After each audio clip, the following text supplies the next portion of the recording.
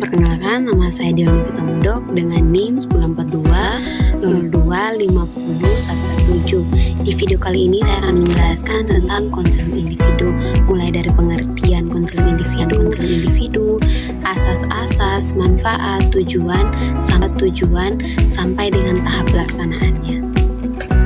Individu adalah layanan bantuan yang dilakukan secara tatap muka antara konselor dan satu orang klien.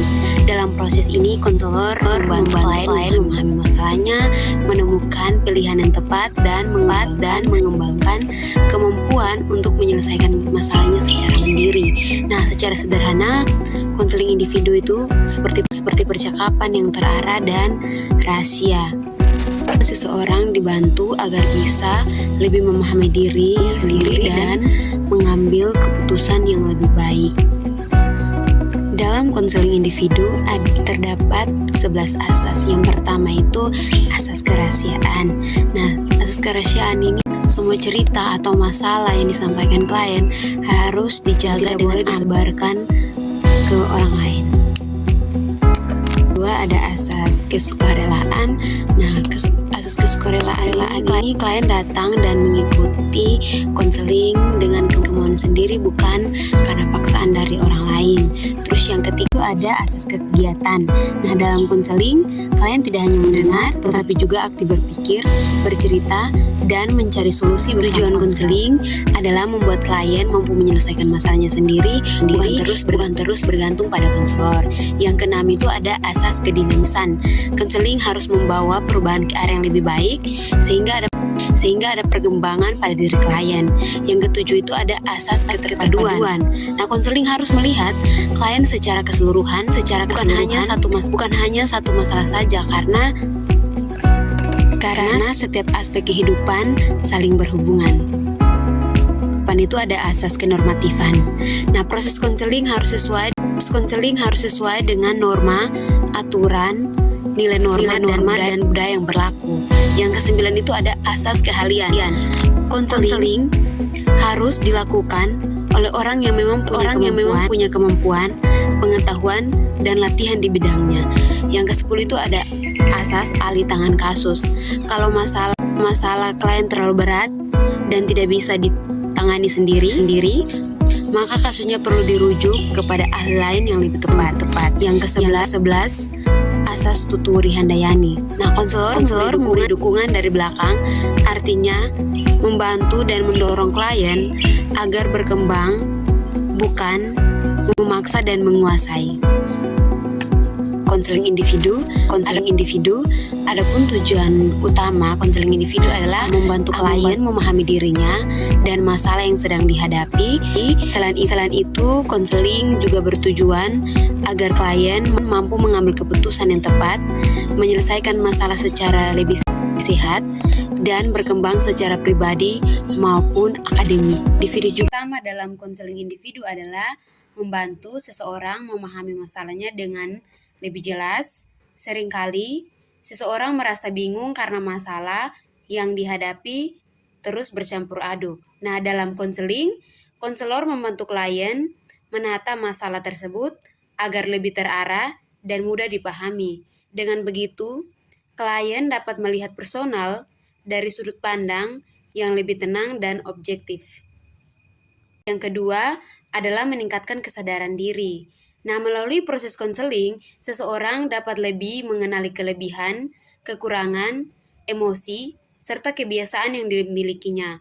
Kesadaran diri ini penting karena membantu individu memahami apa yang sebenarnya menjadi penyebab masalah dan bagaimana mengatasinya dengan lebih baik. Konseling individu juga dapat meningkatkan kepercayaan diri. Banyak orang yang datang ke konseling karena merasa kurang yakin dengan dirinya sendiri, takut gagal, atau merasa tidak mampu menghadapi tantangan. Dengan bantuan konselor, individu dapat membangun pandangan yang lebih positif terhadap dirinya sendiri, sehingga lebih percaya diri dalam mengambil keputusan dan menghadapi kehidupan sehari-hari. Berikutnya adalah membantu mengurangi stres dan beban emosional. Ketika seseorang memendam masalah terlalu lama, biasanya ia akan merasa cemas, sedih, marah, atau tertekan. Nah, konseling individu memberi ruang untuk menyalurkan perasaan tersebut.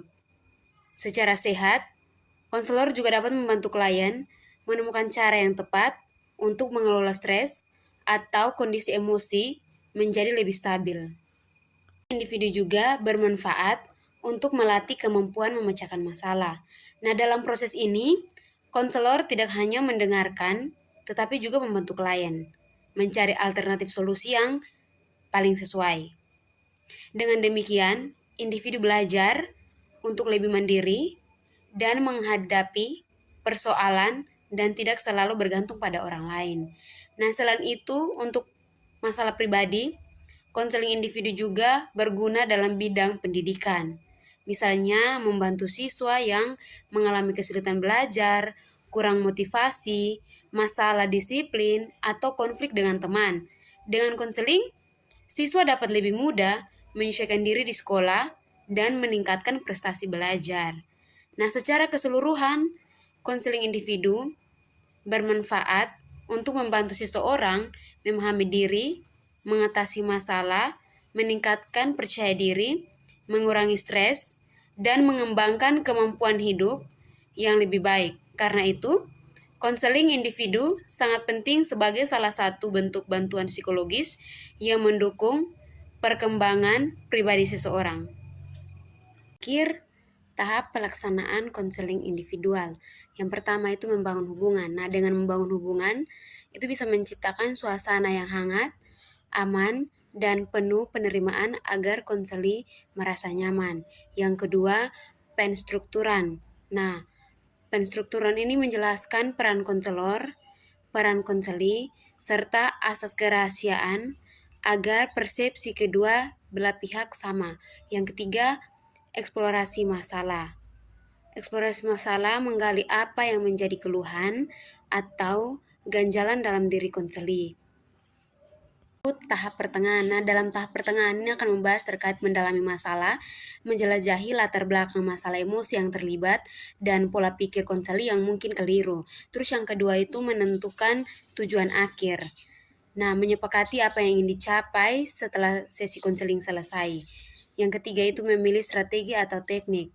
Konselor menerapkan teknik tertentu berdasarkan teori psikologi yang relevan. Misalnya, pendekatan psikoanalisis untuk masalah masa lalu atau behavior untuk mengubah perilaku, dan itu tahap akhir atau termination. Nah, dalam tahap yang terakhir ini menyimpulkan, merangkum hasil pembicaraan dan kemajuan yang dicapai konseli. Yang kedua itu rencana tindakan. Ini menemukan langkah nyata yang akan dilakukan konseli di kehidupan sehari-hari. Yang terakhir itu evaluasi dan tindak lanjut atau follow up. Ini menilai efektivitas sesi dan menyepakati apakah perlu sesi selanjutnya atau proses diakhiri. Simpulkan bahwa dalam sesi konseling individu ini, klien menemukan masalah yang sedang dihadapi beserta faktor-faktor yang memengaruhinya. Melalui proses konseling, klien memperoleh pemahaman yang lebih mendalam mengenai kondisi dirinya, serta mulai mengenali potensi dan sumber daya yang dimiliki untuk menghadapi masalah tersebut. Selain itu, telah disepakati beberapa langkah untuk tindak lanjut yang dapat dilakukan sebagai upaya penyelesaian masalah. Diharapkan melalui penerapan langkah-langkah tersebut maupun dalam pengambilan keputusan, dengan demikian sesi konseling ini diharapkan menjadi awal yang positif bagi proses pembukaan diri klien ke arah yang lebih baik. Terima kasih. Shalom.